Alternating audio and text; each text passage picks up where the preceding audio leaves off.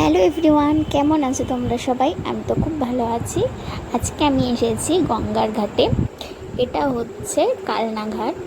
তো আমরা বিকেলবেলা চলে এসেছি এখানে ঘুরতে। আজকে একটা ছুটির দিন ছিল, সানডে। আমি ব্লগটা অনেক দেরি করেই শেয়ার করছি।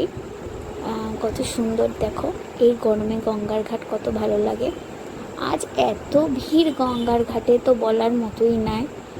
যেহেতু ছুটির দিন, তাই ভিড়টা অনেক বেশি।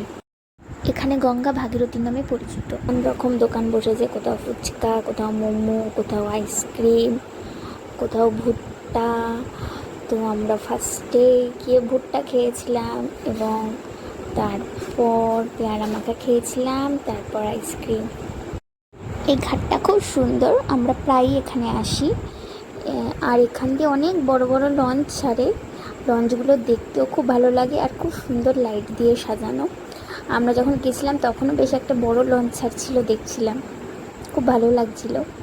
এই লঞ্চ ছাড়াও এখান দিয়ে এমনি গাড়ি ঘোড়াও পারাপার হয়। এই যে সেই ভুট্টার দোকান, কত ভালো লাগে গঙ্গার পাড়ে বসে ভুট্টা খেতে। তোমরাও কে কে পছন্দ করো জানিও।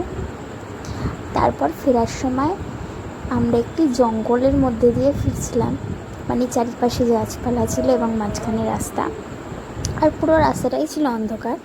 আর সেদিন ছিল পূর্ণিমা। তো পূর্ণিমায় চাঁদের আলোতে রাস্তাটা এত ভালো লাগছিল, কিন্তু ফোনের ক্যামেরাতে অতটাও বোঝা যাচ্ছে না। রিয়েলে অনেক বেশি ভালো লাগছিল। এত অন্ধকার ছিল বলে ভিডিওটাও ভালো মতো ওঠেনি। গরমকালে গঙ্গার ঘাট আর এরকম নির্জন বন রাতের বেলায় কত সুন্দর যে লাগে, কি বোঝানোই যাবে না। এত সুন্দর হাওয়া, এত গাছপালা, এত ভালো লাগে, একদম দূষণ মুক্ত নিঃশ্বাস, যেটা মানুষের খুব প্রয়োজন। তাই বেশি করে গাছ লাগানো।